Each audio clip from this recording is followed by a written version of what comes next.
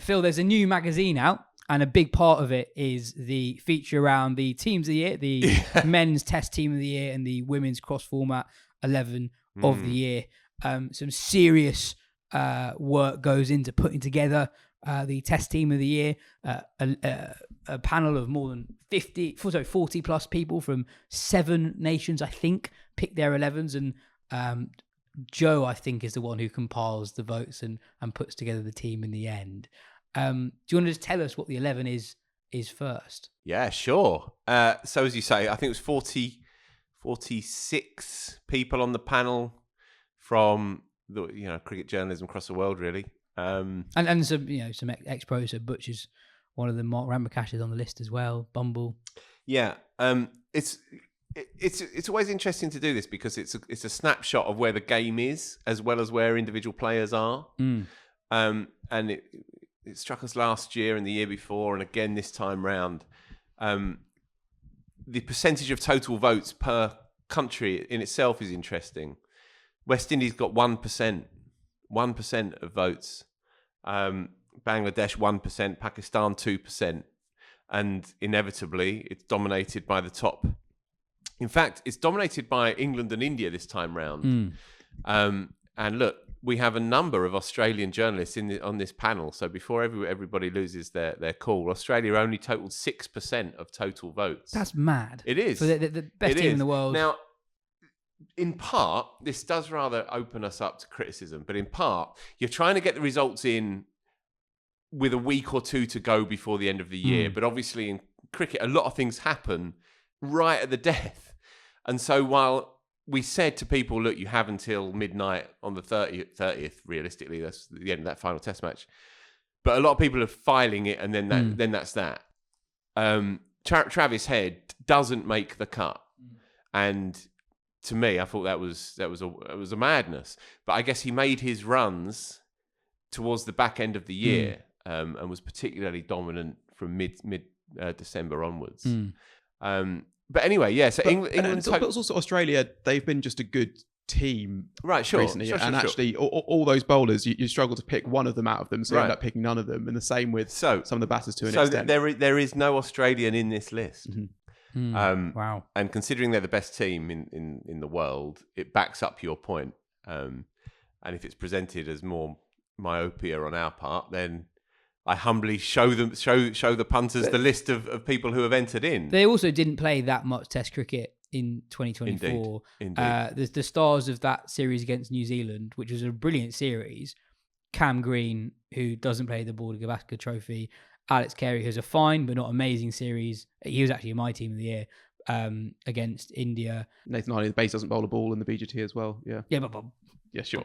Bowled 120 overs. Yeah, I get your point. So yeah, do you know what I'm going to do? Yes, I'm not going to reveal the 11. You're not going to reveal the 11. I'm not going to reveal the 11 because people want to know what it is. Then they can go and find out themselves. They can. But there is no Australian in it. But we are putting the team online at some point. Well, in due course. But I'm not going to run it through. There were one or two who received 100% of the votes. And one of them, in fact, 98%. One of them was Joseph Root, who bats number 4 for England and bats number 4 in this team as well. But yeah, the rest you're going to have to go and find out yourself. The team for next year really will be quite difficult to pick. It will. And people will look at the team and the percentage of votes and raise an eyebrow at the number of English players in the team and overall number of votes. 36% England, even though England, as we've discussed at length in the last few weeks, had a middling year. Yeah, no, for sure. But when they were good, they were very good. And, they have two middle order players who are very special. And they've got an opening batsman who, a lot in the shadow of Jaiswal, has had as good a year opening the batting as anybody else. It's been an uneven year for England, and it's been an uneven year across their lineup as well. There's been some players who have underperformed quite badly, and there's been some players who have been brilliant at points. That sums them up, really. But anyway, more broadly on the magazine, so we've put Jacob Bethel on the front cover. Now we were talking about it And I was actually a little bit more cautious than others. Even after that 10? Even after the 10, Even after yeah. the 10, wow. Yeah. And I wondered if we should maybe look at maybe a composite cover, where England are, with a bit of Bryden Cass in there and a bit of Gus Atkinson and so on. But no, the Bethel story is so irresistible. And Joe and John Stern, who's on our editorial team, convinced us that Bethel is the way to go. And when you watch him play, it's hard to argue. Just watching him the other night playing for the Renegades, he makes an 87 in 50-odd balls. He's just a phenomenal player. But anyway, he's on the front cover, and Joe's done an excellent, very, very Joe-style piece. Spoken to lots of people who know him, spoken to his mum and dad.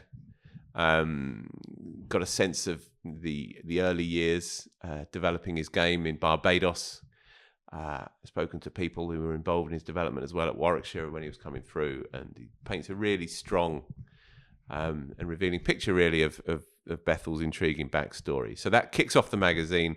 There's a couple of really good interviews. There's one that I did with Ricky Elcock, which we'll have to try and run some of on a podcast down the line. Ricky Elcock will be known to some of a certain age probably, and not so much to others, and I don't suppose you know too much about him.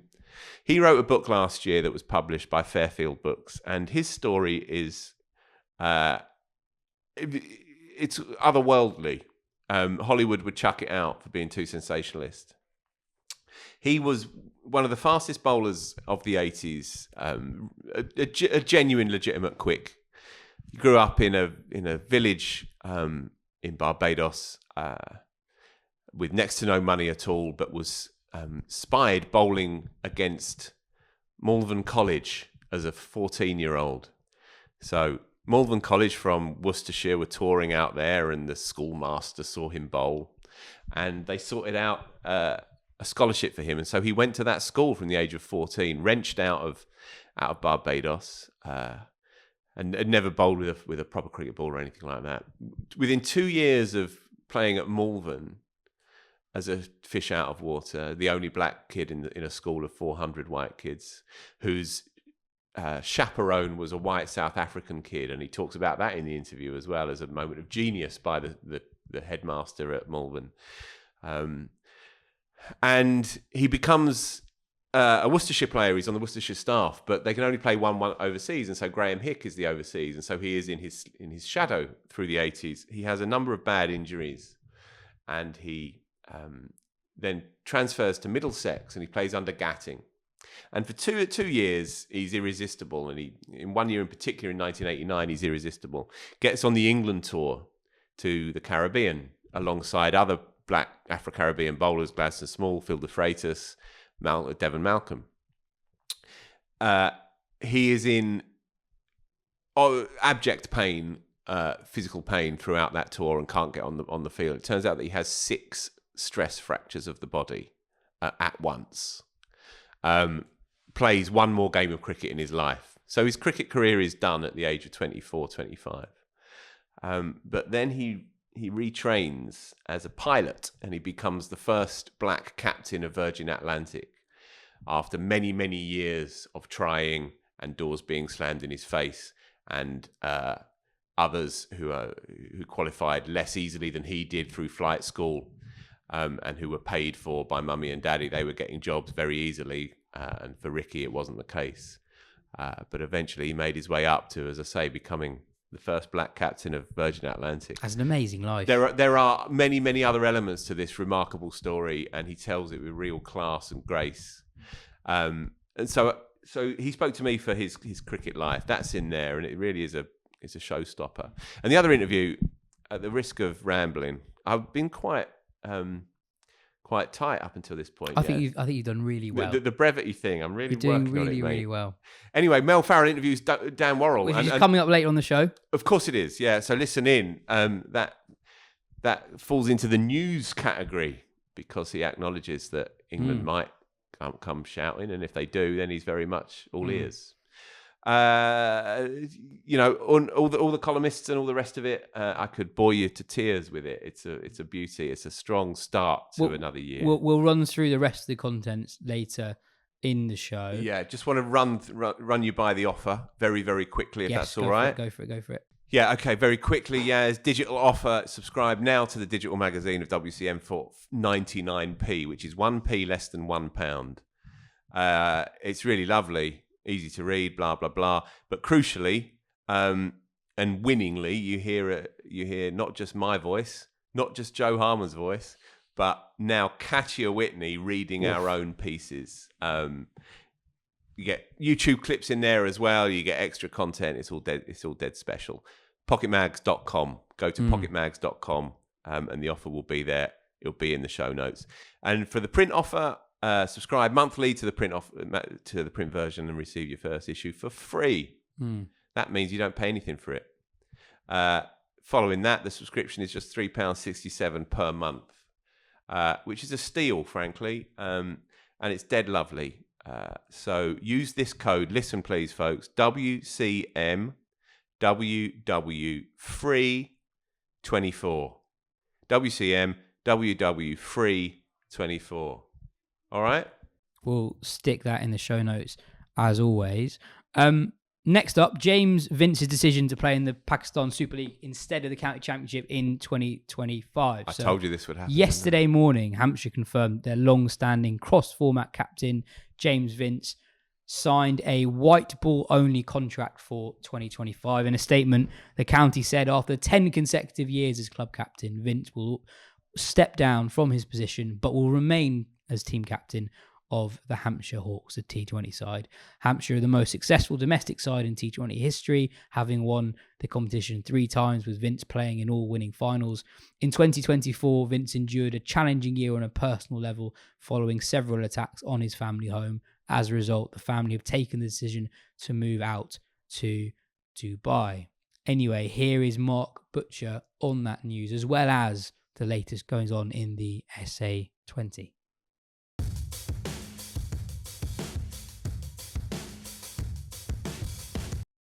But yesterday morning, it was announced that James Vince now has a white ball only contract for Hampshire in 2025, at least. This is the end consequence of a long-running story about boring things like no objection certificates. So essentially, the ECB, before this year's PSL, which is different this year because it's happening during the County Championship season for the first time, they basically said you can only play in it if you're on a white ball only contract, which is a different policy to, for example, the IPL, where anyone who's English who has an IPL contract is allowed to go. In the end, James Vince and Tom Kohler-Cadmore are the only 2 players who were on red ball contracts who got picked up in the PSL draft. How significant a story do you think this is now, but also down the line? Because actually, it could have been a lot worse, in inverted commas, for the County Championship, in that a lot more players and a lot younger players who still have test aspirations could have been picked up. In a way, the County Championship is lucky it's only 2. Yeah, I mean, there's so many sort of strands to this. Obviously, the ECB's missive from, I don't know how many months ago that was. Now, it was only about 2 months ago, wasn't it, that they were going to deny players NOCs in order to sort of protect the integrity of its sort of county competitions. The interesting thing about that was I could absolutely see it from their point of view that, of course, you know, you've got players under contract. Really and truly, they shouldn't be allowed to just wander off and do whatever they wanted in the middle of a season that they've signed contracts for. However, they kind of let that genie out of the bottle a very, very long time ago. And so now the players are kind of expecting to be able to go off and play in whatever tournament without too much, obstruction. I don't really know where I sit on that, because on the one hand, I think, well, look, you pays your money, you takes your choice. If you've signed a contract to represent Hampshire or Surrey or whoever it might be, Nottinghamshire, throughout the course of the season for everything, then really and truly you ought to be beholden to that. And if you've decided to make another decision, i.e. go sort of white ball only or sort of freelance or whatever it might be, then that's your decision too, with all of the risks that brings onto you as an individual. I think the issue is that the ECB has kind of done this in the first place without the consultation of the PCA, which has thrown a massive spanner in the works right at the sort of the last minute. you're quite right to talk about sort of PSL this year being, an unusual one because of the Champions Trophy. The whole thing's been moved back a month. It would usually sort of be finished before. When's it usually done by? Sort of the end of April, isn't it? So players don't miss a great deal, and so players have become used to being able to go off and play in these tournaments and earn their money, and then come back and rejoin the county championship with no problem. I honestly think that the biggest problem with this is the fact that they've said that the IPL doesn't count. I think that's where the big issue comes. It's kind of like saying, well, why? Why is the IPL more special than any of the others? It's certainly, you wouldn't be able to make the case that it's more of a developmental ground for players than any of the other competitions. They're all pretty similar. The PSL is pretty high standard, and so why would that one get an exemption, whereas players are having to make big decisions about whether they play red ball cricket or not just to play in the PSL? That causes a problem for the entire entire sort of program. I just think it's been handled messily. I think that's main point is that if you have one exemption from the rule, and sort of the bigger players, I suppose, will be able to go off and do whatever they want there, and they'd largely be England contracted players, I suppose, who wouldn't be involved in the county championship. But even so, that to have a one competition stand aside at the expense of all the others makes it a very difficult argument to make, I think, from the ECB's point of view. You have lots of different types of players involved here. So with the IPL, you broadly have about 12 to 15 English players go every year, and most of these guys are either all format internationals or white ball only players. So the county championship is sort of used to losing those players for quite a long time. The interesting thing with the PSL is that the PSL in 2024 quietly didn't have a very good year. It lost a lot of players to other competitions, and the chat is that the PSL will actually permanently move to April and May, because if you're at the same time as the IPL and you're the only league happening at the same time as the IPL, you can just have the next rung of players. The issue the PSL was having is that it overlapped with the Big Bash, the ILT20, the SA20, and it was losing players to all of them. So it might be that this is a permanent thing, that the PSL is always during the county championship season. And then you have a group of white ball specialists who have basically ended their international careers or have had their international careers ended for them. Players like Sam Billings, Chris Jordan, etc. No one has any qualms with them. Johnny Bairstow, I suppose you could put in that category as well. Well, Johnny Bairstow is reported that he's not been allowed to go because he's still on his eccentric contract, right? And he's been barred from playing.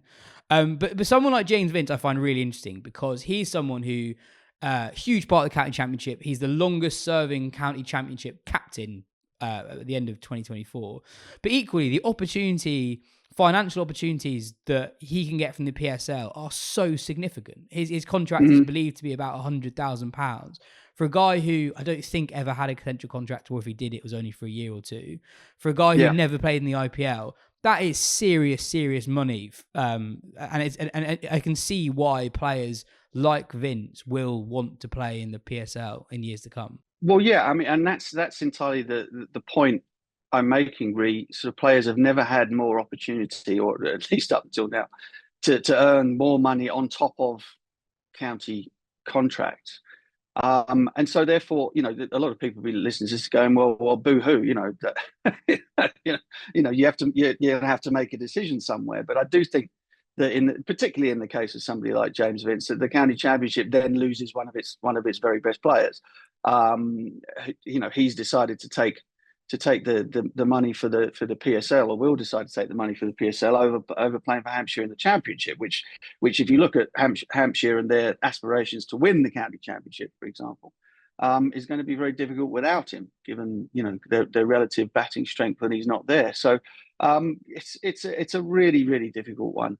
And I think that the issue perhaps could have been handled better. There should have been perhaps a little bit more consultation between the PCA and the ECB before they went in like a bulldozer with the announcement. And they've said that obviously every case will be treated on an individual basis. So it's not as though this whole thing now is a blanket. This is what's going to happen. However, if that was the case, there was no need to make the announcement. You could have been a little bit more subtle and one-to-one about it right from the very off. But I completely. The thing is, there is no right or wrong here. I completely get it from the ECB's point of view. They're trying to protect the integrity of their competitions. And I understand why you would want to do that, of course. But I also understand that the players have kind of been allowed to get away with doing whatever, whenever, for such a long period of time. It's very difficult to kind of put the lid back on that at this very late stage. What do you think the ECB can do? I completely hear what you're saying about how this has been messily dealt with, but this is a potentially huge problem in years to come. There could be a year where you have 10 cross-format, some of your best county championship players basically get picked up in the PSL, and they're being offered levels of money that, and it could be sustainably as well. They could be given a 3-year contract by the Lahore Calendars. And what does the English game do if they're taking England's best 25-year-old Red Bull players who aren't playing in the IPL? I think therein lies the real dilemma, because what you're essentially doing, or might be doing, is forcing players to choose. And I'm not entirely sure, given the amount of choice that players have and the amount of power that players have, I'm not entirely sure that that's a particularly strong position to stand on. There will be guys who have young players who have test match aspirations, and that's where they want to go and want to get a central contract, and then by geez, you're going to earn plenty of money doing that. But if you kind of, if players can sort of see easy's not the right word, but can see a less volatile route to earning money in their very here and now by making a decision to sort of turn their back on the county championship, then I can see that being attractive to some, and so you lose the players anyway. So it's really, really difficult, very tricky situation, and I hope. I mean, I know you just said that you think the PSL might find itself a permanent window underneath the IPL. I'm not sure that will be the case. I would say that's the PSL kind of had enough of its competition where it was on its own. And they have financial clout to be able to attract good enough players back in the sort of the March April window, which only just overlapped with the beginning of the IPL back in the the previous years. So I'm not entirely sure that will be the case, but if it is, then look out. I guess the other aspect of this is that there's a growing feeling among players that what you do in the Championship has less and less of a relevance as to whether or not you'll get an England call-up. So players who might might have previously looked at a county season and be like, right, if I score 1,200 runs here, I could be in a shout of going on a tour this Wednesday. If players, whether or not it's true, but if players feel that county championship runs and wickets are less important than they used to be if you want to be an England player, that could influence people's decisions as well. Yeah, it's a whole other level of complexity. I mean, look, we've said this often enough that no coaching management regime lasts forever at the top of any game, let alone the English one, and that at some point the wheel might turn, and whoever takes over from McCullum might see things very, very differently. But you're right. As of now, players are being selected on different criteria than runs and wickets from the Championship alone, and by and large, they've been you can't argue that they've been wrong. So on that side, but players are going to have to make their minds up as to what's the most important thing to them, and then they take their chances. I think there's one thing about this whole scenario. I remember having a bit of an argument with Nick Knight in the back of a bus in Guyana about this a month or so ago. Is that that's an amazing setting? That's an amazing setting for an argument about cricket, by the way, isn't it? That really players have had no jeopardy over this for a very, very long period of time. They've kind of been able to have their cake and eat it, and at some point, the counties or the English game that has kind of brought them up and brought them along and developed them and everything was going to turn around and say, "Hang on, we need a little bit more back from you," and that's where we are right now. The SA20 is racing along.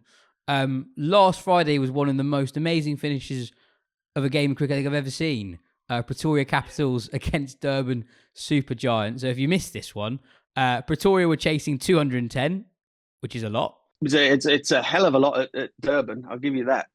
Hell of a lot. But they were on track for the win and some. They were 154 for none after 12 overs. So in the final 8 overs, they needed 56 with all 10 wickets remaining. And they didn't get there. Will Jacks, once he was out, and Ramanullah Gurbaz, once those two were out, a pretty star-studded Pretoria middle order totally capitulated. Yeah. But we were talking about this in the office. When you get to a position like that in a chase, you can sometimes make a run a ball feel quite difficult if that's all you want to do, if that makes sense. Yeah. I mean, look, the two guys at the top, obviously batting against the new ball was good fun. Played absolutely brilliantly, and perhaps it's easy to underestimate just how good they were to make that 150-run partnership. And then everybody else coming in afterwards found it very difficult to get started. Keshav Maharaj learnt a lesson from I think it might have probably been from the 50-over World Cup a little while back when they burnt through all of his overs and left 7 overs at the death of seam when the pitch was turning. And so he kept himself back picked himself to bowl the 19th over, which was a massive call, absolutely the right one. And he had 2 overs of Noor Ahmad left in the last 5. And so even though they got the rate down to sort of 6, maybe 6.5 or something like that, I mean, just a stroll, really. A good over and a wicket, and suddenly you've got 3 out of the last 5 overs from your 2 best bowlers with the pitch taking some turn, and panic kind of set in. It was a hell of a lot of fun to watch, and thank goodness, because most of the rest of the games have either been pretty one-sided or rain affected up until now. But that was a gem. And you also had a Kane Williamson sort of masterclass at kind of rescuing a team from a potential disaster after Klaasen got a duck. And Wian Mulder smashing 48 from 20 balls or something to get them to 210. It was a brilliant game in front of a packed house. You know, all of the Durban flags flying and deafening noise. It was everything that sort of being live at a T20 game should be on that particular night. So very thankful for it. Noor's a potential superstar, isn't he? He's really good. Well, he's only 20 years old, and he's already played. I think he's played for 11 franchises already. People are going to want him everywhere. Wherever there is T20 cricket, he is going to be in demand. Just very rarely bowls a bad ball. You know, if you think about, say, someone like Tabraiz Shamsi, who's been number 1 in the world in T20 cricket, left arm leg spin, but it's taken Tabraiz a very, very long time to get to the point now where he's reliable. You're not expecting him to bowl 2 half trackers and over. This kid hardly ever bowls a bad ball. Nobody seems to be able to pick him, and he's absolute gold dust. So there's sometimes you can be a little bit sort of skeptical about the birth certificate and think, well, he must be 25 or something, but he genuinely looks like a real youngster who's just out of school, and he seems to be absolutely unflappable. Good luck to anybody trying to score runs off him in the last 3 overs of a T20. Yeah, I think that's exactly it. He looks like someone who really enjoys bowling in the difficult overs.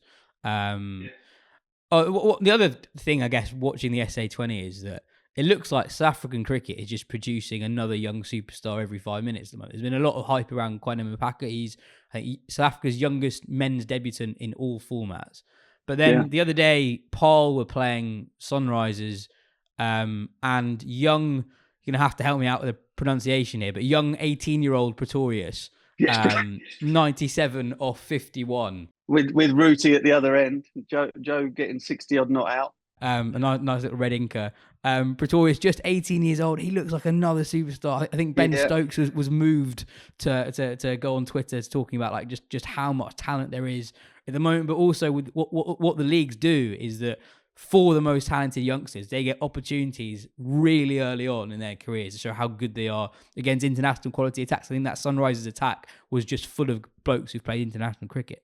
Yeah, absolutely. And in front of generally very big, noisy, boisterous crowds as well. So you're properly under the microscope right from the off, and playing in games or in occasions like that don't feel daunting to you if you've been exposed to them very early.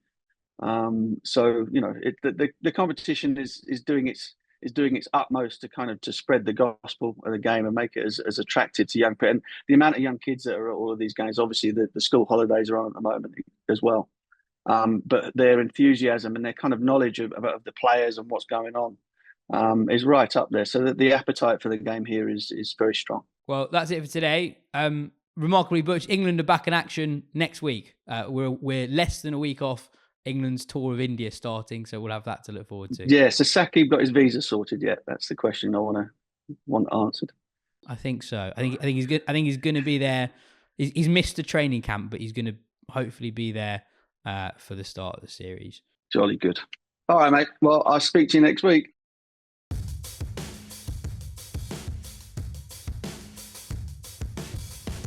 Some other business. The England Lions are in action against a Cricket Australia 11 at the moment. It's very much not a second-string England team for starters. There are loads of English players with franchise contracts at the moment, so players like Durham's, Ollie Robinson are not involved. There are lots of big or quick fast bowlers. At the time of recording, England Lions are up against it. They're defending 260 in the fourth innings. Cricket Australia are 97 for 1 at stumps. A couple of noteworthy inclusions, but also performances so far from an English perspective. Durham's Ben McKinney, who's very highly rated by lots and lots of pundits, hitting 94 at the top of the order in the England second innings. Shoaib Bashir is there. He's taken 2 wickets for 60-odd so far, though he went at 7s in the first innings as a guy called Lachlan Hearn, the Cricket Australia number 6, hit 106 off 63 in that first innings.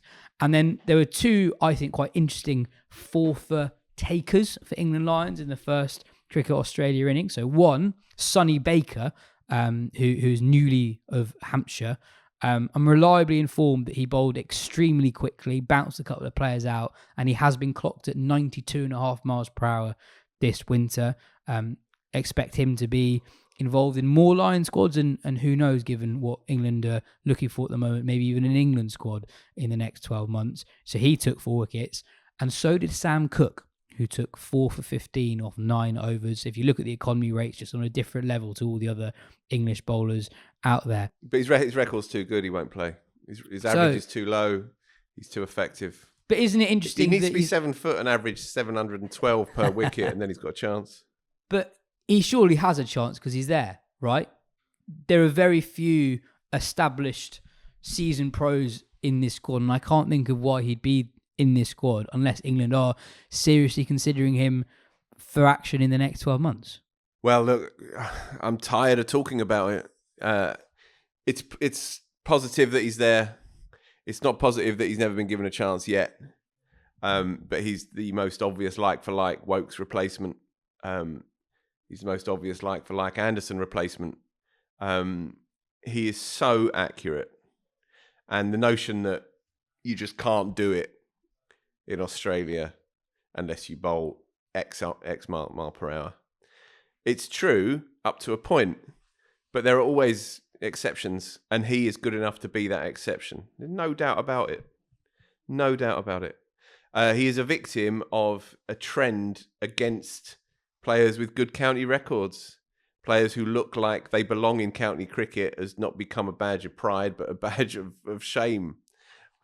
And he's been caught up in that culture war, and I don't think it's fair, really. I think he's been miscast too often. Well, he did really well with the Kookaburra ball at the start of the year, where no other seamer did well with the Kookaburra ball. Yeah, but he's also a bit quicker than people think he is. He's 6'1", at least.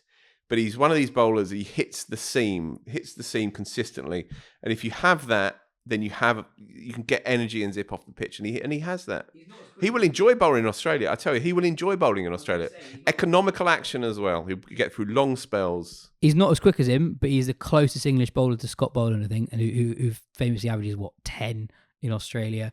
Ben, was it a mistake for England not to have a look at him in 2024? Yeah, I think so. Especially when you look at how much work they put into someone like Gus Atkinson. You look at what now I have to say is probably an advised Test debut for Josh Hall as well. I think he was very, very close to a Test debut. I think there was a game where Essex actually basically pulled him out of because they thought he was going to get picked and they wanted to basically rest him so he could have as good a go as possible with England, and then doesn't get picked. And they weren't hugely happy about that, Essex, because it was the game against Surrey that they lost. Yeah, in which they also had to lose another guy to an appendicitis. That wasn't England's fault. No, that's true. Well, yeah. That'd be an amazing conspiracy theory. They want Surrey to win the championship so much they've given Jordan Cox appendicitis. Yeah, but yeah, I think they.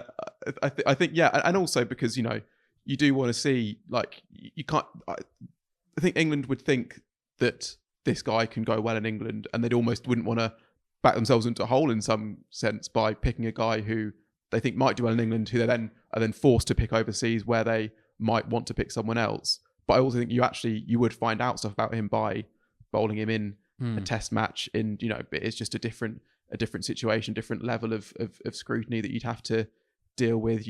That it would have been a useful exercise to do. And I also think, if we're talking about next summer, I mean, it shouldn't still be impossible, as you say, if he's in the squad that he plays next summer. But looking to Australia as well, I was actually thinking back to previous Ashes tours and what England have definitely missed out on. And I think it is fair to say they've missed out on pace to a degree. But I think there's a difference thing to saying you miss pace in the attack and every bowler in your attack needs to be at that pace. Like if you think back to 2021-22, they bowled okay at times, but especially 2017-18, they would often, they had chances there, and then Steve Smith would bat for ages when the ball got a bit softer.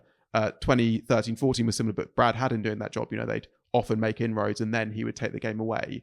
But they have been able to make those inroads with the bowlers that they've had, and so you can do that with bowlers of the pace that England have been bringing to Australia. Yeah. So, and there's also a fundamental difference between swing and seam as well. Mm-hmm. Chris Wokes is a traditional swing bowler, and he gets a bit of seam as well. But when he's really lethal, it's utilising that Duke's ball under certain cloud cover conditions that swings for pretty much 80 and overs. it swings all day. And not just him, we mentioned Fernando earlier, right? Sometimes you just get it going, and if you're really good, then you can get it going all summer long in England. Sam Cook is a seam bowler. If you watch him, he's a very proud, prominent seam, high wrist action, and he hits the seam time after time in his sleep. They are the bowlers that stand a chance. And to your point, Ben, I think the other thing that England have got wrong in Australia previously is when they have picked bowlers of Sam Cook's mould, they have not used them in the best way possible. Those guys have often bowled first, second change, and they've got the whole composition of the attack wrong. That doesn't mean you can't pick someone who bowls that speed. Anyway, another man who could be taking the new ball for England for the first time in 2025 is Dan Worrall. The ex-Australia international has been the most important bowler for Surrey in their run of 3 consecutive county championship titles. We watch a lot of him and we rate him very highly. Rob Key hasn't ruled out the possibility of a call-up this year for Worrall.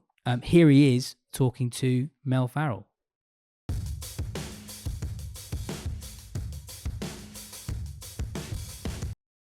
First of all, are you counting down the days until April? I guess it's a big month in a few different ways for you, isn't it? Yeah, that's all I'm asked about at the moment. But my partner and I have just welcomed our second kid, so that's all I'm thinking about at the moment. So you've just become a dad the second time. What did you have? We had a boy. Yeah. And what's his name? He's Arthur, and he was born in England as well. So he's and so your other child was born in Australia. Yeah. So there's definitely going to be a rivalry in the house. So, well, I know you say you get asked about it all the time, and I guess that's natural, especially after you sort of did an interview earlier this year about your keenness to perhaps play for England, and also more recent comments by Rob Key, sort of saying that there is a pathway. Is it annoying that you're asked about it all the time, or do you think it's kind of quite expected given your form in the county championship in the past, several seasons?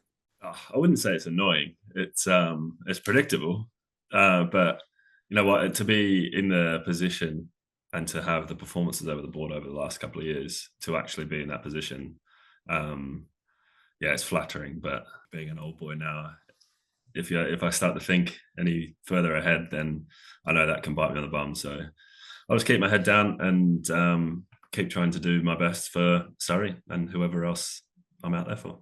Is that partly because of experience? Because obviously you've played international cricket. There were the 3 ODIs for Australia, and I think then injuries kind of played a bit of a part. Then has that experience made you more cautious this time around? I don't think there's a single moment, but just as you get older, your perspective on not only your own career, but your ambitions change, your life changes around you. We've moved to the other side of the world, so that in itself is enough to keep my mind occupied. But I think just as a professional in professional sport, especially, I think, again, just learning along the way, as soon as you start to expect something that isn't maybe quite what you're earning and what you deserve or what you've actually worked towards, because I think a lot of the time sports people, cricketers definitely from my experience, can almost think that the game owes them something. And I think, again, just having had the journey that I've had, injuries, changing teams, just things changing around me, I think the game owes me absolutely nothing. So I don't expect anything going forward.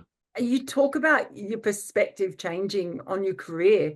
Well, what is your perspective now? Because I can imagine that 10 or so years ago when you were in Australia and things were quite different, you were playing for South Australia, all of that. But could you have imagined that your cricketing career and life would look like what it does now? I've kind of always had one eye on playing county cricket or playing as an Englishman.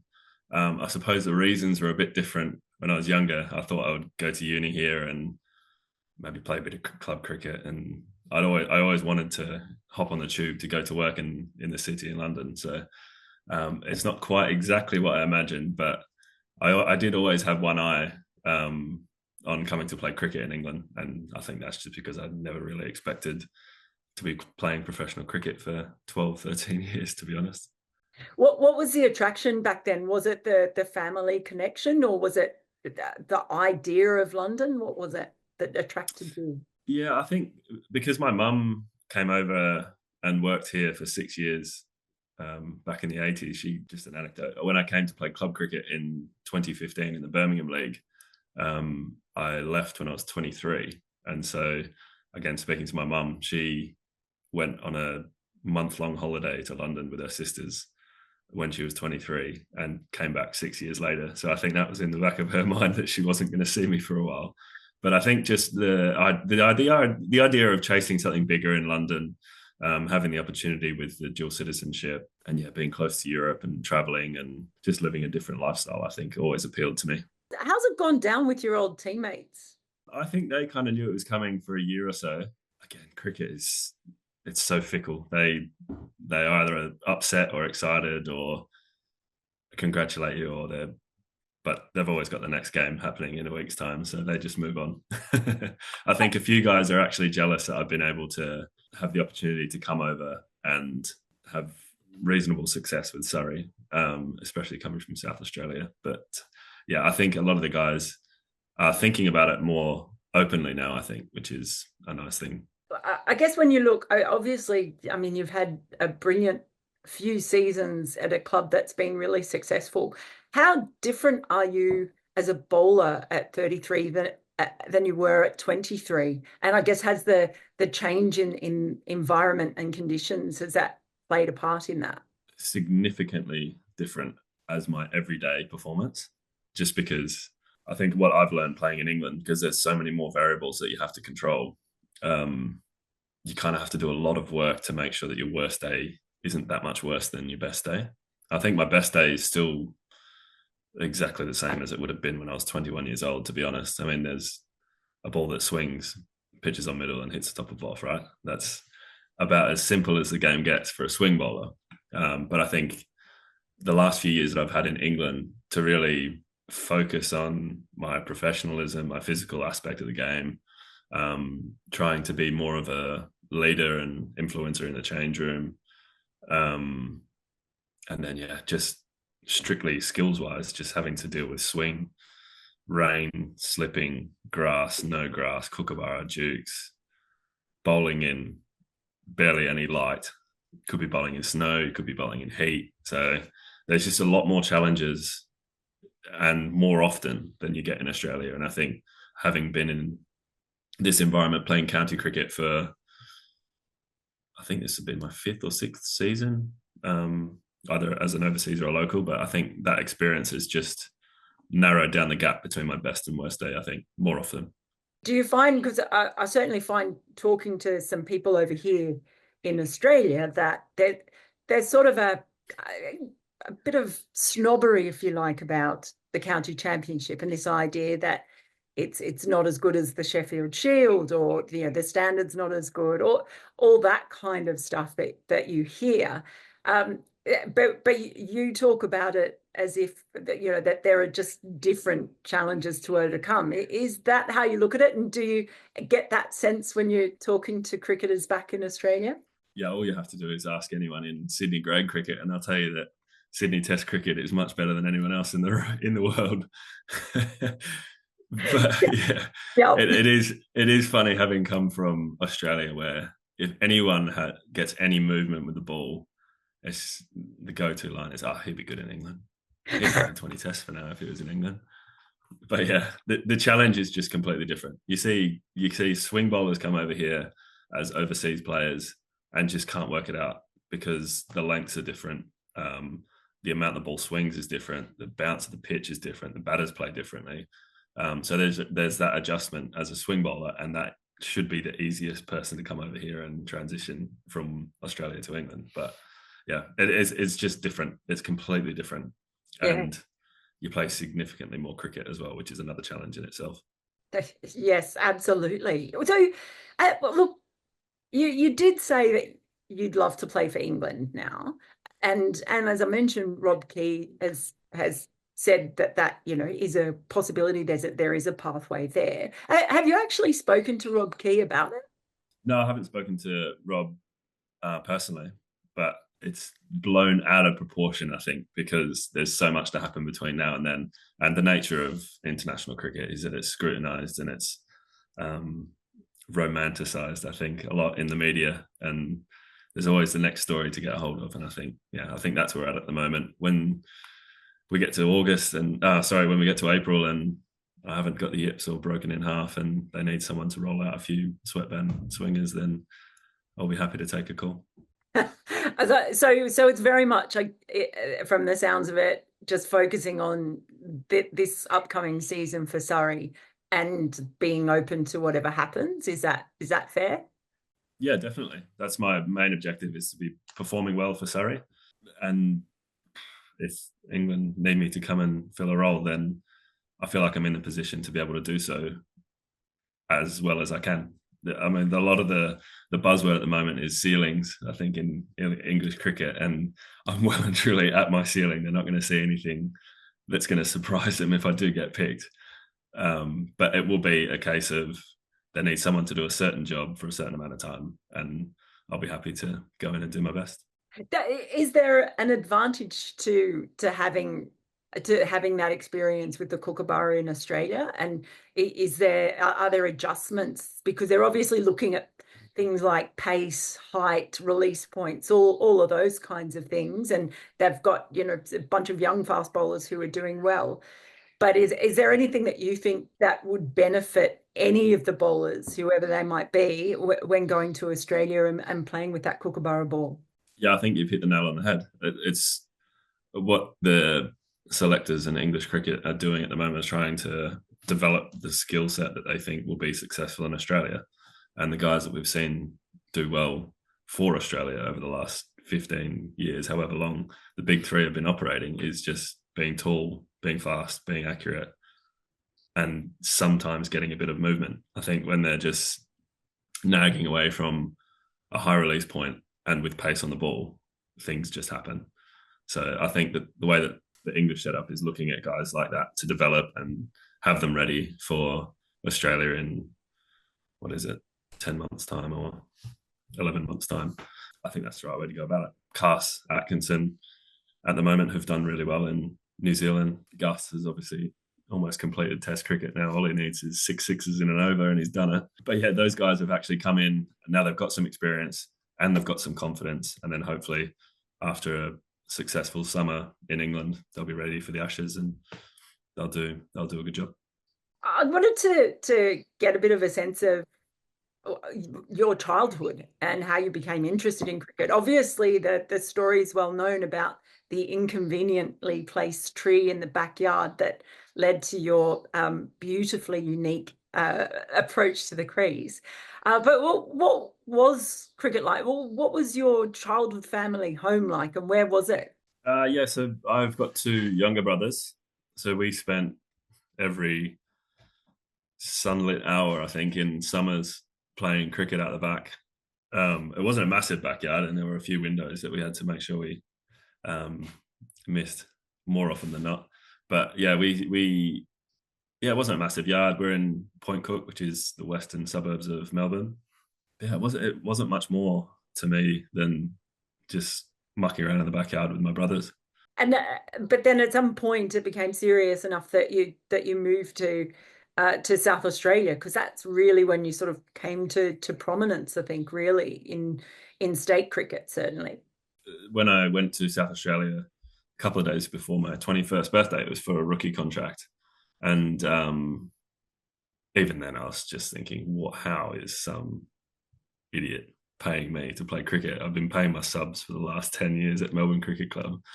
and now someone wants to pay me to do it. So I just thought, go on then, I'll have a laugh while I'm at uni, play a bit of cricket, get some money, and then go on to bigger and better things. But then, 12 years later, here we are.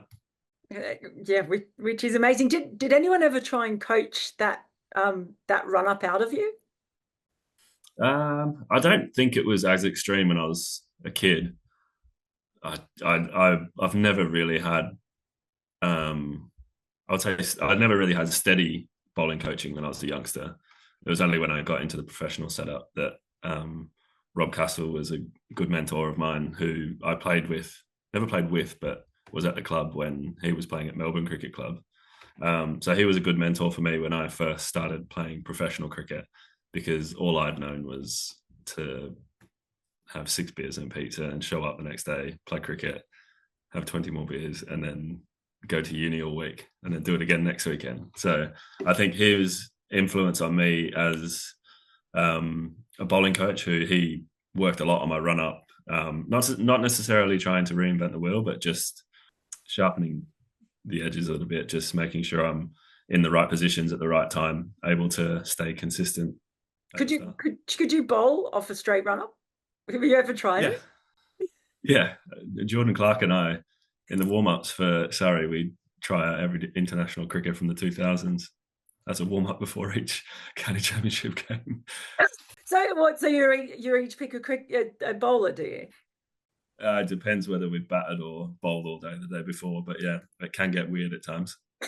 There you go. I did not know that. So what really do you think has been the key to then that success at Surrey? Over the past certainly 3 years, you've been a major part of that as well. What is it about that environment? I'm not sure we've got enough time to talk about everything involved, but I think if we can split it up into off-field, on-field, I think the off-field leadership is as good as you'll find in cricket anywhere in the world. I think there's just Alex Stewart at the helm, Gareth Batty, Rory Burns, who are Surrey people at heart. And I think that starting point is the way that the rest of the guys that come into the squad, who filter in and out with international duty, either for England or the overseas guys like Kemar, Sean Abbott, who come in throughout the season to do their bit. I think just having that leadership off the field enables an environment where a lot of the guys are inspired to pull in the same direction. And I think when you're at a club like Surrey, where there's a multitude of individual motives at play, there's guys that are franchise players around the world, you've got T20 specialists, you've got test specialists, you've got guys striving to play for England, guys that are playing for England, guys that did play for England. And I think that dynamic can be really tough if your leadership structure doesn't allow it to thrive. And I think the way that they've set it up, it has all of those individual motives. Yeah, that's fine in our room, as long as you're giving back to the people around you, and as long as you're representing Surrey, you're doing everything you can for Surrey in that moment. And I think that's a significant part from my perspective, to come in as an outsider 3 years ago and to want to buy into that and really push that forward into the future. From a cricketing perspective, I think the squad is set up perfectly for the conditions that we have at home. We've got our bowlers tall, fast, skillful, and I think more so than the rest of the country, just because our conditions are set up to allow that to succeed. And to go with that, we've got 15, 20 players that are international players on your roster. But I think in the main core of the County Championship side, especially, guys that are either have played for England, so have that experience, and then their main thing is playing for Surrey. And then with the bowling group, we've been successful over the last 3 years because we've got 3-4 guys that are over 30 who just know how to figure the game out.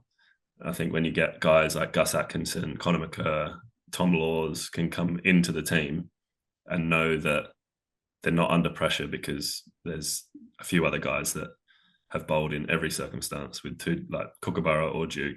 Guys played Test cricket, one-day international cricket. And so having that working balance within the bowling group has enabled us to get the best out of everyone whenever they're playing. Playing at the Oval, at the crowds that you get there, including for championship games, it strikes me when I come back to Australia just how empty the Sheffield Shield seems, and that it seems often to be so much more a performance-based competition rather than a club competition where fans are invested. I don't know many people who say they're diehard, South Australia fans, whereas you meet a lot of cricket fans in England who are diehard Surrey fans or Somerset fans. Has that been part of the appeal that has made you wanted to stay there?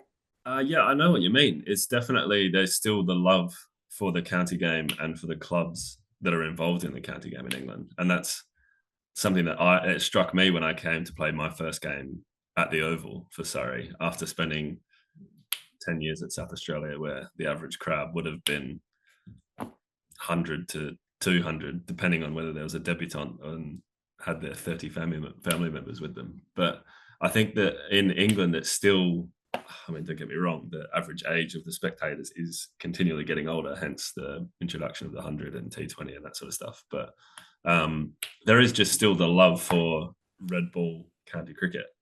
And then, so my first game at the Oval, I remember coming midway through our innings, just coming out to have a look, and did a lap of the ground. And there would have been 6,000 people in the ground.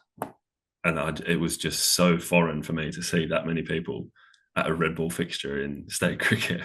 So now that you kind of have pledged, I guess, your international loyalty as a player, how do you feel when you watch the Ashes? Like, because you must still have some friends in the team. I think you probably played a bit with someone like Nathan Lyon. Have you got any other mates who are in the team? And how do you view it now as a spectator? Yeah, well, I'll be honest with you, I never really watched much of it anyway, just because I'm not overly excited about watching cricket in my lounge room. But yeah, I think I've always, since being a professional anyway, I think more important for me, or more interesting, is just watching guys that I know and do well. So I played a lot with Travis Head, Alex Carey. It's great to see Nathan McSweeney get a gig now. He's a good guy, and played a season with him at South Australia, and he deserves his chance. And yeah, a bit with Nathan Lyon, but I think I don't really know where I stand, and whatever I say here is going to get me in trouble. So what you do is you do what I do, and you pull out both passports and you just wave whichever one is most convenient at the time. Yeah, pretty much. But yeah, I just want to see good guys do well. If we just go back to when you came over, and then when you decided to play as a non-overseas, was that just a consequence of having the other passport, or did you have in mind the idea that if you bowled well, if you played well, that there might be another opportunity for international cricket with England this time? Playing for England was never an ambition to be a local player in England. It wasn't like the deciding factor. I think for me, having the British passport was almost like a safety net. And you say if I bowled well, there'd be opportunities. It was almost like if I bowled horribly and got dropped in South Australia, then maybe I could do something in England. But I did always, like I said earlier, I did always see myself playing in England. It was almost going to be at the time. I just never knew when. But I think in the end, it just turned out to be the time when I just thought, it's just Australia is not going to happen, which pretty much happened after my third ODI.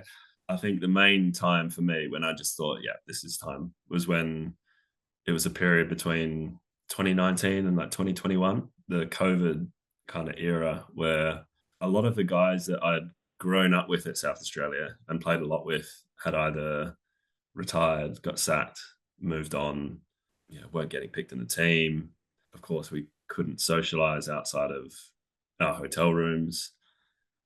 Uber Eats killed the scene for me, because a lot of the guys would just sit in their room and just have delivery, and it kind of killed the fun part for me of cricket, where we got to travel around the country and see different venues, see different restaurants, go out, have a bit of a laugh together. So I think a combination of factors of a lot of the guys that I grew up with were moving on, and then just the social aspect during COVID just killed it. And then playing for South Australia, we just there's no shying away. We were just horrible for 2 or 3 years then. And it was just not fun at all playing cricket in that environment. And it was a number of factors. There's no one overriding point that made me think that way. But I think when I got to England in 21 to play as an overseas at Gloucestershire, it was just as all the pubs and all the restaurants and all of the social scene that I'd missed for 2 years and everyone else had missed for 2 years just so happened to coincide with me going with a fresh perspective to the other side of the world and just getting to live in England for 6 months. That kind of period where almost like my disenchantment with Australian cricket and the way it was played, and just my mates had gone and the COVID stuff and all that sort of thing. And then getting to England and just almost having a fresh start. And it was so fun. And it was just liberating to think that I could just do that if I wanted to. Basically, you learned to have fun playing cricket again once you came to England. Yeah, exactly. Yeah, I actually got my love for cricket back when I moved to England. And I'm so grateful for that, because I thought it was the game that had just lost me. But it was just the circumstances around it. But when I came to England to play county cricket, I just realised that I really do love this game and I want to make the most of it. Do you feel quite British now? I do now. Yeah, I've got a British son now. Yeah, my partner and our 2 kids are now resident in the UK. We've been here for 2.5 years, back and forth for maybe 6. And we love it. It's a completely different experience and something that we're very grateful to be able to chase for as long as we're young-ish. And I think, just being part of the English culture has been, really fun.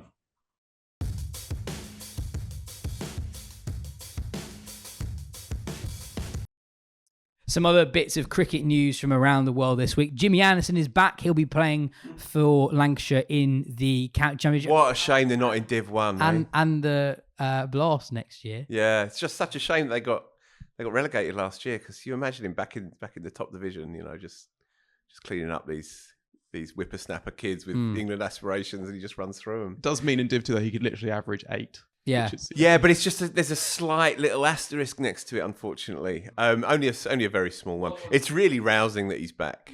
It's great. It's going to be a lot of respect for this. Yeah. And one guy who might average 8 in Division 1, Matt Henry. He signed for the first half of the season for Somerset. Ben, we were talking about it on the Patreon last week. He could actually just win them the championship.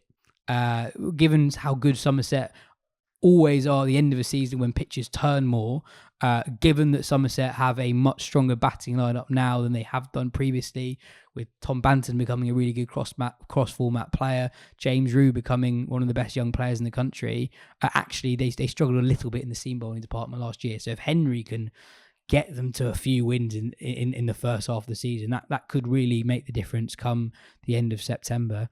Some countries this week have picked their Champions Trophy squads.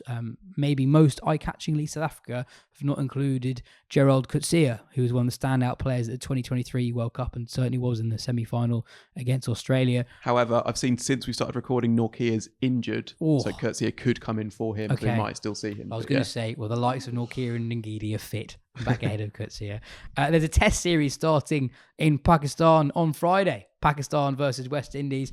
Pakistan's first home series since they beat England in October. They're going to go all in on spin again. They've rested Mohammad Abbas, Naseem Shah and Ahmed Jamal. They've got Sajid Khan, Norman Ali and Abrar Ahmed all in, and they're doing their best to prepare the mother of all Bunsons in Multan. So journalist Arsan Iftikhar Nagi tweeted a few pics of the prep, and he said, the ground staff in Multan are preparing rank turners for the West Indies test by covering the surfaces with a greenhouse and deploying heaters inside it. This measure will help in keeping the pitches dry and rough in this cold and moist weather. The Caribbean Cricket Podcast boys are calling this the down bad derby because it's the bottom two teams in the WTC rankings at the moment. Ben, loads of T20 cricket happening at the moment. To resurrect a segment from last year, can you tell us everything that's happened in the last week in 90 seconds? You've specifically requested, could this be 90 instead of 60 seconds? So really, really make use of those you wait. additional... I don't want a second over this. No, it's 90 seconds, 90 seconds. Go. Oh, has that started? Well, we've got to start again. That doesn't count. Your time. Okay, well, we're starting with RT20, 5 games in, but some good stuff. 1-1 win in the opener for Dubai Capitals. Gulden Naib, everyone's favourite death bowler, the star there, Ollie Stone, bowled a 1-run penultimate over. But the team to follow there, if you're an England fan, are Gulf Giants, basically a county select 11. Vincent Lythe opening, Rian Ahmed at number 3, Jordan Cox and Ollie Robinson, remember them? And Dan Worrall in that side as well. They lost in the last ball to Sharjah Warriors, where Tom Cudder-Camel had 83. And some fun off-field spice between CEOs. Graham Smith basically saying that RT20 isn't good for cricket, and the RT20 chief saying, like, actually it's developing cricket in the UAE. So a bit of we're going to get some more fights later on, but that's the fights there. SA20, Butch obviously has covered a lot of this, but Sunrisers, double champions so far. Bottom of 3 defeats from 3. MI Cape Town, who Butch insists on calling Mumbai Indians Cape Town on commentary. They're top. And the player you haven't heard of starring there is Delano Potgieter. 30 seconds. Took 5 for 10 in Mumbai's opening win and is 98 or 44 for once out so far. BBL, Smith hit another 100, it's quite good. Says he wants to play the Olympics. Maxwell, even better, 79 and an 81 run, 8th wickets down with the Salman Mir. Smith 6s, Tim David's Hobart Hurricanes are the top 2 as it stands. David 3 unbeaten cameos in a row. Bethel also good, but his Melbourne Renegades are out. And BPL, Rangpur Riders, 7 from 7. Tammy McBell and Alex Hales don't like each other. Tamim took issue with Hales' celebration after one of his teammates was dismissed. You've started, so you can finish. Hales kept looking at me and mocking me. It seemed like he wanted to fight. Later, when he again insulted Ebon, I had to stand up for my teammate, and I have no regrets about doing so. That's Tamim. Hales saying after the game that Tamim was asking him if he was embarrassed about his drugs ban and if he was still doing drugs.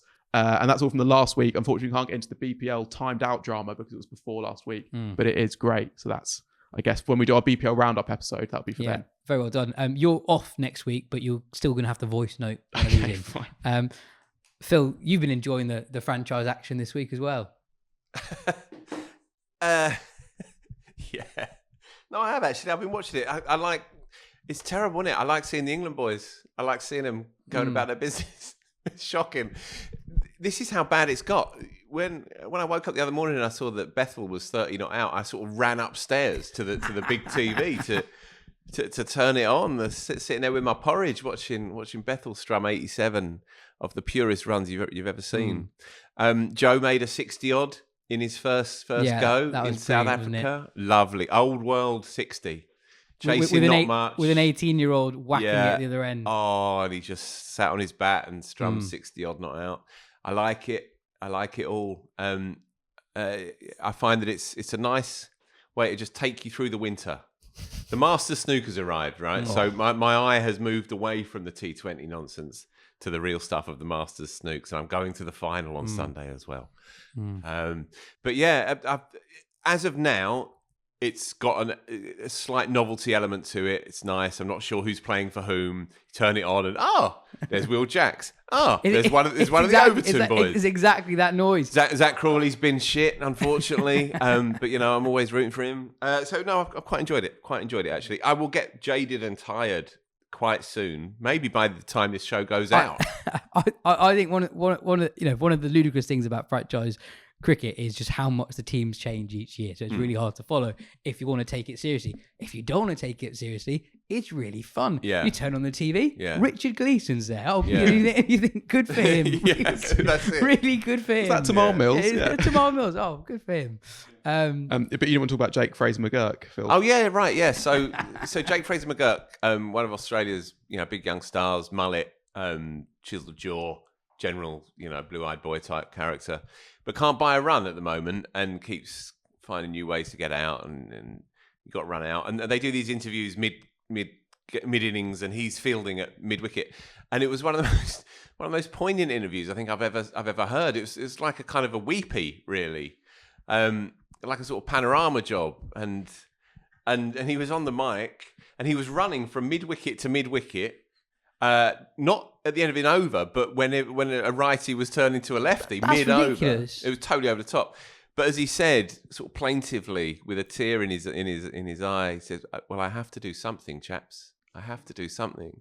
And he was talking about the game, and I was jotting it down because I was so moved by it. He was talking about the game and how the game destroys you. 22 years old, and he said this. He said, "I'm 22, and the game is destroying me." So he said that. Yeah, he didn't use the word destroying, but he said, "I'm learning about what the game does to you. Yeah. And I'm having to try and find a way to deal with it and accept it. Yeah. I'm 22. And he said as well, "I didn't expect this." And so what you're seeing right in front of you from this lad at mid-wicket, cheering on his teammate and then legging it to the other side is the moment where cricket reveals its true malign heart to an otherwise unblemished young kid who thought that the world would always be sunny and the runs would always flow. And you're seeing it in real time, and they're talking to him in real time. I was in tears by the end of this. There's something genuinely quite dystopian about that. In that, I wasn't watching that, but I can imagine the reaction of the commentators. You've probably gone, "Well, cheers for the chat, Jake. Yeah. Go well." And really, go round again, Jake. You'll be back, son. And then really cheerily talking about the power surge when the 22-year-old's saying, I'm not sure if this is for me. Yeah. Anyway, it's almost like the great clown Pagliacci. It's like, how can I cheer myself up? It's like, go and watch the BBL. You'll have a great time. But I'm playing in the BBL. Yeah, the cold, dark heart of the BBL. Ben, Sam Constas, what's he been involved with this week? Constas watch. Well, two things. One, he hasn't riled up the Aussie press. The Guardian's Barney Ronay he called him cricket's version of Ray Gun, and then this was put to Pat Cummins in a press conference. Been spun into about 17 different headlines with Poms, Ray Gun, sledge, riles up Cummins, that sort of thing. But the best thing is he's walking through a car park. We're not sure exactly where the car park is. A guy's driving along, says, "Oh, hey, that's Sam Constas, my new favourite cricketer." Tries to park his car and run out and sprint to Sam Constas. So eager is he, though, to go and get his selfie that he doesn't put the handbrake on. So he sprints across the car park and then realises his car is rolling back, is rolling out of the parking spot, turns around, tries to sprint back towards it, but not quite in time to stop it from careening into one of the other parked vehicles in there. So he was so excited to get a selfie with Constas that he crashed his car. Amazing. You can see the video of that online. I guess the only thing I'd say there is we don't know he wanted a selfie. That's true. Yeah, he could have. He might have been. He might have felt a really strong urge to just run over to Constas and say, "Just get your head down, mate. Yeah. It's Test cricket." Could have been Jake Fraser-McGurk wanting batting tips. Yeah. We talked about the new magazine earlier, but to finish the show, shall we run through some other stuff that's in the magazine? I thought I did that, didn't I? There's loads of other stuff you've got. Shall I go through it? Well, I guess we got the away series wins. Yeah. We ran from 16 down to 9 in the previous issue and from 8 to 1 in this issue.